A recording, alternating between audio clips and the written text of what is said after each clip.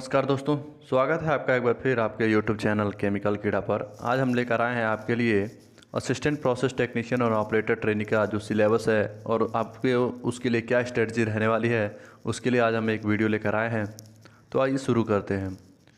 इस एग्ज़ाम का ड्यूरेशन जो है वो 90 मिनट है और टेक्निकल सब्जेक्ट जो आपका केमिकल है उसमें आपके 50 क्वेश्चन रहेंगे। अगर आप HPCL या अदर एग्ज़ाम के लिए जा रहे हैं तो 50 क्वेश्चन के 50 नंबर के रहेंगे। और अगर आप ऑपरेटर ट्रेनिंग केमिकल आप RCFL के लिए जा रहे हैं तो टेक्निकल क्वेश्चन जो दो नंबर के रहेंगे। बाकी आपका नॉन टेक में आपका general English, quantitative aptitude, reasoning and general knowledge awareness 50 question रहेगा, जिसमें आपको 50 नंबर मिलेंगे। एक क्वेश्चन 1 नंबर का रहेगा। तो दोस्तों, आप लोगों को जो आपका ट्रेड का सब्जेक्ट है दोस्तों, आप उसमें अच्छा कर सकते हैं, तो उसके लिए आइए देखते हैं बाकी के उसमें कैसे क्या क्या स्ट्रेटजी रहेगी आपकी। तो क्वांटिटी एप्टीट्यूड में दोस्तों उसका सिलेबस कुछ इस प्रकार है। Permutation and combination, simple interest और compound interest, decimal fraction, area, volume and surface, pipe and cistern, simplification, number, problem on ages, boat and stream, bar graph, logarithm, races and games, time and distance, alligation और mixture, time and work, probability, banks on discount, average, height and distance. और दिया है आपका chain rule, surds and index, ratio and proportion और percentage. दोस्तों, इसमें कौन कौन सा क्वेश्चन आपको बहुत अच्छे से देखना है दोस्तों, इसका मैंने वो रेट कर दिया, अलग अलग कलर से कर दिया है। इसमें दोस्तों आपको सिंपल इंटरेस्ट और कंपाउंड इंटरेस्ट बहुत पे फोकस करना है। Decimal fraction, area, volume and surface area आपको बहुत देखना है अच्छे से। फिर simplification, numbers, problem on edges, ये भी बहुत अच्छे से देखना है आपको। फिर बार ग्राफ में आपको बहुत बढ़िया से देखना है। फिर टाइम एंड डिस्टेंस आपको अच्छे से देखना है। एलिगेशन और मिक्सचर और टाइम एंड वर्क, दोस्तों ये बहुत इंपॉर्टेंट है, इसको बहुत बढ़िया से देखना है आपको, बार बार रिवीजन करना है इसका। एवरेज, हाइट एंड डिस्टेंस दिया हुआ है, इसको भी आपको अच्छे से लगाना है क्योंकि इधर से भी आपके क्वेश्चन आएंगे। फिर रेशियो एंड प्रोपोर्शन बहुत इंपॉर्टेंट है क्योंकि रेशियो एंड प्रोपोर्शन से आपका परसेंटेज सॉल्व हो जाएगा और CISI में भी आप इससे कर सकते हैं। आइए दोस्तों आगे देखते हैं। रीजनिंग में क्या क्या दिया हुआ है। रीजनिंग में नंबर सीरीज़ है, डाटा इंटरप्रिटेशन है और नॉन वर्बल सीरीज़ है, एनोलॉगी है, number ranking, direction, statement argument, cube and dice, decision making, statement and conclusion, coding decoding, arithmetical reasoning और सिलोजिज्म।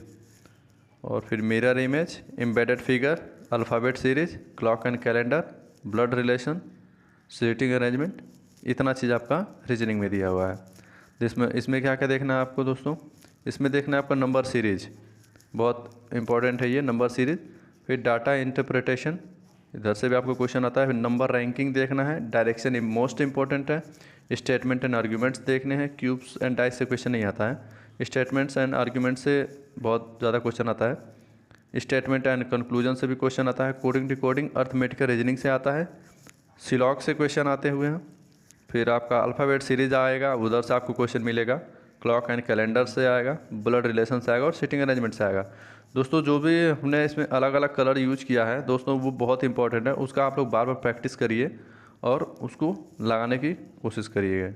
जनरल अवेयरनेस में दोस्तों क्या क्या है, नेशनल डांस है, म्यूजिक एंड लिटरेचर है, Indian culture, scientific observation, political science, books and authors, important dates about India and its neighbour country, science and innovation, new innovation, economic problem in India, geography of India, national international current affair, world organisation.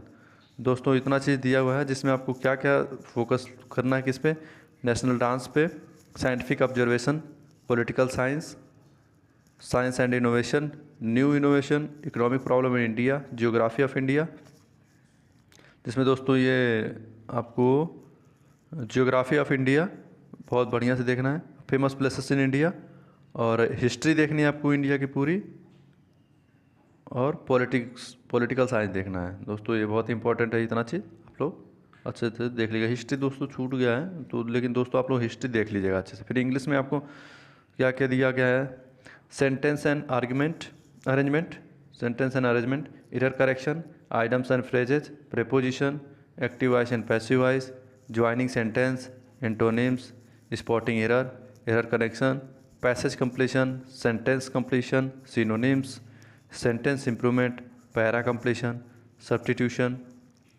और fill in the blank. दोस्तों इसमें आपको क्या क्या अच्छे से करना, आपको रिवीजन करना है। इसमें आपको सेंटेंस अरेंजमेंट करना है, एरर करेक्शन। दोस्तों इसमें लगभग सब कुछ करना है, इसमें आपको कुछ भी आप छोड़ नहीं सकते हैं, क्योंकि आपको हर जगह से आपको क्वेश्चन आता ही है एग्ज़ाम में, तो इससे आपको सब कुछ पढ़ना पड़ेगा अच्छे से। आता है आपका अब टेक्निकल सब्जेक्ट, जिसमें दोस्तों आपको केमिकल इंजीनियरिंग में आपका सेपरेशन प्रोसेस है।